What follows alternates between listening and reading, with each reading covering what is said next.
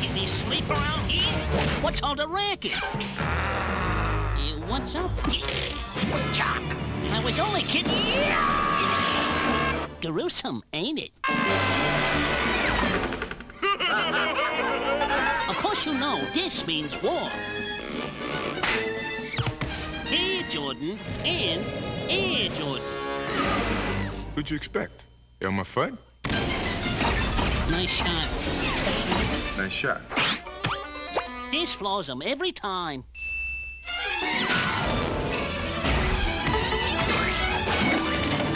Yoo-hoos!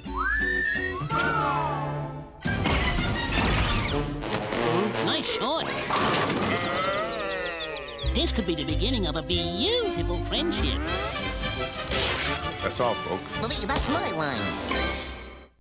What you just saw was a 1992 HD commercial for the Air Jordan 7 featuring Bugs Bunny. If you didn't know how the hair got its nickname, now you do. What's up, everybody? It's PinoE here, and this is the history of the Air Jordan 7. The Air Jordan 7 was MJ's 7th signature shoe and the 5th to be designed by Tinker Hatfield. The inspiration behind this design was West African tribal art and music, which can be seen throughout the vibrant palette of colors of the shoes and the geometric detailing found in the sock liner and tongue. This model saw a few changes from the previous pairs. There was no visible Air unit on the shoe, and this was the first pair to remove the Nike Air branding from the heel and replace it with a triangle piece containing the number 23. In 1992, there were 5 pairs of Air Jordan 7s released, which included the first time Jordan would receive an Olympic-inspired colorway, which replaced the 23 on the back heel with his Olympic 9. The 5 OG colorways, which retailed for $125, were the Bordeaux, Hare, Raptor, Olympic, and Cardinals. What was interesting about the colorways is that Jordan and Tinker decided not to release a traditional Bulls black, red, or white red colorway. Oh, and who could forget the 1992 Shrug game when Jordan hit 35 points and 6 threes in the first half while wearing the Cardinal 7. Drexler for 3, air ball.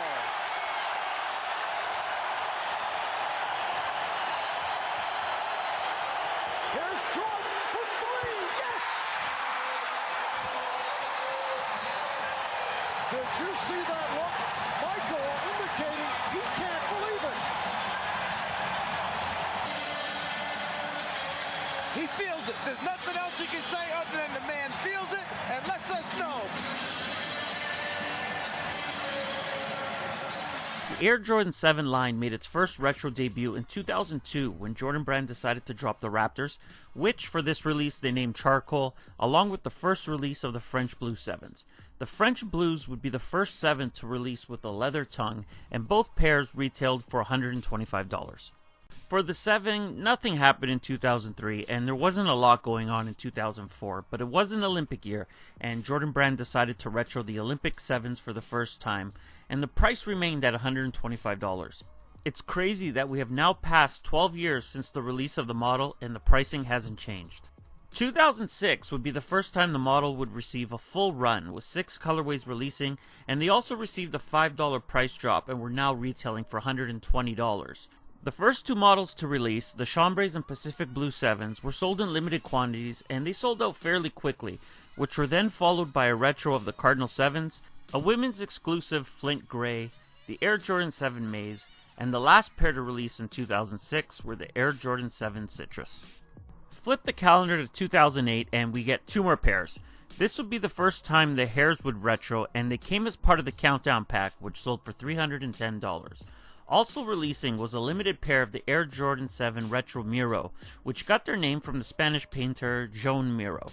In '92, when MJ was playing in the Olympics, they played in Miro's hometown, and this shoe, which is believed to be limited to 1,000 pairs, got its inspiration from this Joan Miro sculpture titled Woman and Bird. 2009 was a chill year. We got the DMP Air Jordan 7 pack, which retailed for $310, and it was made to commemorate Michael Jordan's 1993 60-plus point game against the Orlando Magic. 2010 gave us 2 more releases. For the World Basketball Festival, Jordan Brand brought back the Air Jordan 7 Olympic for the second time, but this pair featured an embroidered heart for the Love of the Game logo on the heels. This pair was then followed by the premium Air Jordan 7 Bin 23, which was the third pair of bins to release on November 26 when they retailed for $175. That was a steep price in 2010, but these are now running for about $1,100 a pair. Flip the calendar to 2011 and 4 more pairs, which included the first re-release of the Air Jordan 7 Bordeaux and the re-release of the Cardinal 7s, dropped. In addition to these 2 pairs, Jordan Brand also introduced 2 new colorways, which were the Year of the Rabbit 7s and the Orion Blues. Retail in 2011, it was $150. Just 1 year later and 5 more pairs of the 7 dropped. The first pair to release was another retro of the Olympic 7s, which were then followed by the J2K Air Jordan 7s. The J2K 7s utilized the same triangular patchwork that was found on the Air Jordan 1 J2K from 2010. Next to follow were the Golden Moment 7s, which some call the best GM pack of the bunch, which released with the Air Jordan 6, and the last to release in 2012 were the Raptor 7s, which dropped for the 3rd time. So shit got crazy in 2015 when Nike decided to drop 10 more pairs on us. The first pair to release was on January 24th, and they were the first time the French Blue 7s would retro. The Barcelona Knights followed shortly after when they released on March 7th. Now this shoe caused some confusion as people were under the belief that these were the Marvin the Martians, but unfortunately for them they were not. The Barcelona Knights were followed by the Barcelona Days, which dropped on April 25th, which were then followed by the re-release of the Air 7s on May 16th. The Air Jordan 7 first made its way into the annual N7 collection when the Air Jordan 7 N7 released on June 3rd. I'm sure most of you are aware that MJ won his 2nd ever NBA championship while wearing the Air Jordan 7, and similar to how Nike celebrated the first with the CNC 6-pack, we got the Air Jordan 7 cigar and champagne pack on June 20th. July 18th rolls around and Nike gives us the 2nd retro of the Air Jordan Bordeaux. Funny about this release is people complained about the shades of gray that Nike put on this shoe, but they didn't realize that this was as close to OG as they would get. Then August 18th rolls around, and everyone who thought they already had the Marvin the Martian 7 were sad when they realized all the arguing they had done over the last 3 months was wrong. And probably my least favorite Jordan 7 to release dropped on November 14th, and it was the Air Jordan 7 sweater. The inspiration to this shoe was the hideous but infamous sweater that MJ wore in a McDonald's commercial with Larry Bird. And that brings us to 2016 when the Tinker alternate Olympic 7s dropped on August 6th. Retail price in 2015 and 2016 hit $190. And that's the history of the Air Jordan 7. Everything that happens from here on out is the future. That's the end of today's video, everybody. If you enjoyed it, and I hope you did, hit that like button. If you're new around here, subscribe, join the squad. If you have something to say, leave it in the comments below. And I'm out!